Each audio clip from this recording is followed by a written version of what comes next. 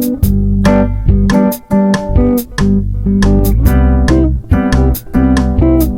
Friends, मैं हूं Sneha. Welcome to my channel for you and your child. हर साल सीबीएसई से लाखों students class 10th and 12th का एग्जाम देते हैं और जब रिजल्ट आता है तो उनमें से कई स्टूडेंट्स ऐसे होते हैं जो अपने मार्क्स से सेटिस्फाइड नहीं होते। उनको लगता है जिस तरह से उन्होंने तैयारी की थी और अपना एग्जाम देकर आए थे उस हिसाब से उनके जो मार्क्स आए हैं वो कम है। जैसे अगर वो एक्सपेक्ट कर रहे थे उनका 90% मिनिमम मार्क्स तो आना कंफर्म है, लेकिन जब उनके पास रिजल्ट आता है तो उनके मार्क्स 80 या 85% ही है। ऐसे स्थिति में स्टूडेंट्स काफी डिसअपॉइंटेड फील करते हैं।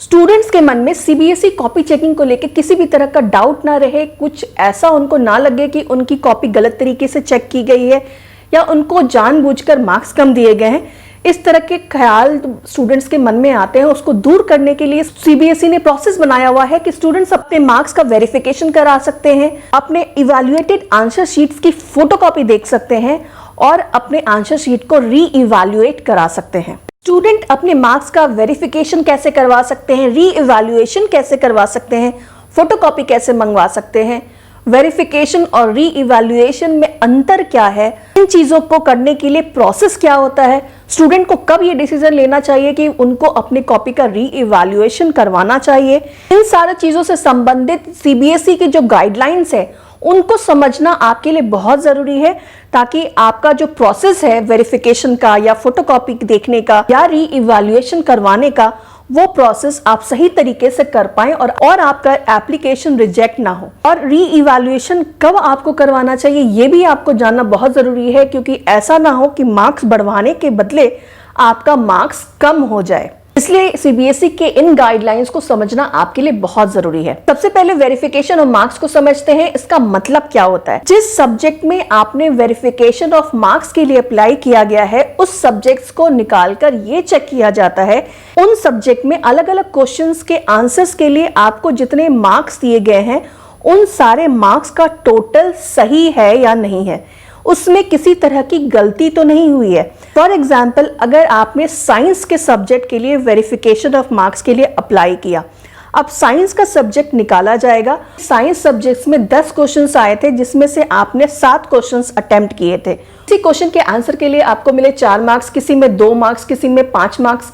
इन सारे मार्क्स को टोटल करके जो टोटल मार्क्स आने चाहिए वो करेक्ट है कि नहीं, ये वेरिफिकेशन ऑफ मार्क्स में देखा जाता है। यानी कि उस सब्जेक्ट का टोटलिंग किया जाता है और देखा जाता है कि टोटलिंग करने में कोई गलती तो नहीं हुई है। अगर कोई गलती है तो उसका करेक्शन कर दिया जाता है, अगर नहीं है, टोटलिंग में कोई गड़बड़ी नहीं है, तो आपके मार्क्स एज इट इज ही रहते हैं। अब सेकेंड पॉइंट पे आते हैं, obtaining photocopy of the evaluated answer book. इसमें क्या होता है कि जिस भी सब्जेक्ट में आपको ये लगता है कि जिस तरीके से आपने आंसर किया था उस हिसाब से आपको मार्क्स नहीं दिए गए हैं, तो आप उस सब्जेक्ट का चेक की हुई आपकी आंसर शीट की फोटोकॉपी आप देख सकते हैं। अब री इवैल्यूएशन ऑफ मार्क्स में क्या होता है, आपने अपनी चेक की हुई आंसर शीट्स देख ली और आपको लगता है कि इस क्वेश्चन का आंसर जो आपने लिखा है उसके हिसाब से जो मार्क्स दिए गए हुए हैं वो कम है, आपको इस क्वेश्चन के लिए ज्यादा मार्क्स मिलने चाहिए, तो आप उस क्वेश्चन में जो आपने आंसर लिखा है उसमें दिए गए जो मार्क्स हैं उसको चैलेंज कर सकते हैं, उसको आप रीचेक करवा सकते हैं। वेरिफिकेशन ऑफ मार्क्स और री इवैल्यूएशन ऑफ मार्क्स में यही डिफरेंस है कि वेरिफिकेशन ऑफ मार्क्स में जितने भी आंसर्स हैं उसके मार्क्स का टोटल करके चेक किया जाता है कि टोटलिंग में कोई भी गलती तो नहीं है, जबकि री इवैल्यूएशन में जिस क्वेश्चन को आपने चैलेंज किया है उसे फिर से चेक किया जाता है और ये चेक किया जाता है क्या सही में उस क्वेश्चन के आंसर्स में जो मार्क्स दिए गए हैं वो कम है, क्या इससे बढ़ाना चाहिए। और ध्यान रहे 1-2% में ये भी होता है कि जब कॉपी फिर से चेक की जाती है तो स्टूडेंट का मार्क्स बढ़ने के बदले कम भी हो जाता है। वो कैसे, उसको समझने के लिए सबसे पहले सीबीएसई की गाइडलाइंस को समझते हैं। सबसे पहला पॉइंट, आपको अपनी रिक्वेस्ट को ऑनलाइन ही अप्लाई करना है। उसके लिए आपको सीबीएसई की ऑफिशियल वेबसाइट www.cbse.nic.in पर जाना है। वहां रीचेकिंग के ऑप्शन पे जाइए, वहां पर आपको अपना एक अकाउंट बनाना पड़ेगा और वहीं पर आप अपना एप्लीकेशन फिल करके सबमिट करेंगे, फीस की पेमेंट करेंगे और वहीं पर अगर आपने आंसर शीट की फोटोकॉपी देखने के लिए अप्लाई किया है तो वहां पर उसकी कॉपी भी आएगी। आपको अपना एप्लीकेशन ऑफलाइन मोड में नहीं देना है, यानी आपको अपने एप्लीकेशन लेके सीबीएसई के रीजनल ऑफिस नहीं जाना है, ना ही कोई पोस्ट करना है, आपको ऑनलाइन ही अप्लाई करना है सीबीएसई के वेबसाइट से। और जो डेट दी गई है अप्लाई करने के लिए, उसी डेट के बीच में ही आपका एप्लीकेशन लिया जाएगा। इसके बाद या पहले अगर आप अप्लाई करते हैं तो उसे रिजेक्ट कर दिया जाएगा। साथ ही अलग अलग स्कीम के लिए जो प्रोसेसिंग फीस तय की गई है वो भी आपको पेमेंट करनी होगी। प्रोसेसिंग फीस देने के लिए आपको ऑनलाइन ही पेमेंट करनी होगी, चाहे क्रेडिट कार्ड, डेबिट कार्ड या फिर नेट बैंकिंग के द्वारा। किसी भी तरह का postal order, DD money order, cash, cheque, इस तरह की ऑफलाइन तरीके पेमेंट के लिए एक्सेप्ट नहीं की जाएगी। करने से पहले स्टूडेंट ये जरूर क्लियर कर ले कि उनको केवल एक सब्जेक्ट में रीचेकिंग या रीइवैल्यूएशन करवाना है या फोटोकॉपी मंगवानी है, या एक से ज्यादा सब्जेक्ट में, क्योंकि स्टूडेंट एक ही बार ये अप्लाई कर सकते हैं, बार बार एप्लीकेशन नहीं डाल सकते हैं। रीचेकिंग या रीइवैल्यूएशन के बाद जो फाइनल रिजल्ट मार्क्स का आता है उसे आपको स्वीकार करना होगा। हो सकता है मार्क्स आपके बढ़ जाएं, हो सकता है आपके मार्क्स ना बढ़े ना घटे, एज इट इज रहे, या फिर 1-2% में ये भी हो सकता है कि मार्क्स आपके कम हो जाएं। तो कोई भी परिस्थिति हो, आपको रिजल्ट को एक्सेप्ट करना ही होगा, उसे आप दोबारा चैलेंज नहीं कर सकते हैं। प्रोसेसिंग फीस जो आपने एक बार पेमेंट कर दी, किसी भी परिस्थिति में वो आपको वापस नहीं होगी। वेरिफिकेशन के बाद जो फाइनल मार्क्स आपको उस सब्जेक्ट में मिलेगा वो अपलोड होगा सीबीएसई के वेबसाइट पर। अगर आपके मार्क्स में किसी तरह का चेंज हुआ है तो वो आपके सीबीएसई के वेबसाइट पर तो अपलोड होगा ही, साथ ही साथ आपका स्कूल जिस सीबीएसई के रीजन में आता है वहां से आपको स्पीड पोस्ट या ईमेल द्वारा भी सूचित किया जाएगा। अगर मान लीजिए आपका मार्क्स में कोई चेंज नहीं होता है, ना बढ़ता है ना घटता है, तो आपको किसी भी तरह का स्पीड पोस्ट या ईमेल नहीं आएगा, लेकिन जो रिजल्ट है वेरिफिकेशन का वो सीबीएसई की वेबसाइट पे जरूर मिल जाएगा। इसलिए स्टूडेंट को चाहिए कि वो सीबीएसई की वेबसाइट पर अपने वेरिफिकेशन स्टेटस को जरूर चेक करें। अब आते हैं उस प्रोसेस पर जिसमें आप किसी सब्जेक्ट की चेक की हुई आंसर शीट की फोटोकॉपी देख सकते हैं। लेकिन अगर आप फोटोकॉपी के लिए अप्लाई करना चाहते हैं तो आपके लिए वेरिफिकेशन ऑफ मार्क्स के लिए अप्लाई करना भी जरूरी होगा। तो आपको दोनों प्रोसेस करना होगा, वेरिफिकेशन ऑफ मार्क्स के लिए भी अप्लाई करना होगा और फोटोकॉपी के लिए अप्लाई करना होगा, और दोनों की फीस भी भरनी होगी। इन तीनों प्रोसेस के लिए जो आपको एप्लीकेशन देना है वो आपको खुद अप्लाई करना होगा, कोई दूसरा स्टूडेंट के बिहाफ पर अप्लाई नहीं कर सकता है। पेरेंट्स, रिलेटिव या कोई साइबर कैफे वाला आपके बिहाफ पर अप्लाई नहीं करेगा, स्टूडेंट को ही अप्लाई करना होगा। चेक की हुई आंसर शीट की फोटोकॉपी आपको सॉफ्ट कॉपी के रूप में ही मिलेगी। आपको सीबीएसई के वेबसाइट पे जाना है और वहां पर रीचेकिंग के सेक्शन में लॉगिन करना है, और वहां पर आपका जब फोटोकॉपी आ जाएगा, इवैल्यूएटेड आंसर शीट की कॉपी आपको मिल जाएगी। आते हैं तीसरे सेक्शन पे, री evaluation of evaluated answer book. इसका मतलब है कि आप किसी सब्जेक्ट के किसी पर्टिकुलर क्वेश्चन के आंसर में जितने मार्क्स दिए गए हैं वो आपको लगता है कम है और आप इस बात को चैलेंज कर सकते हैं।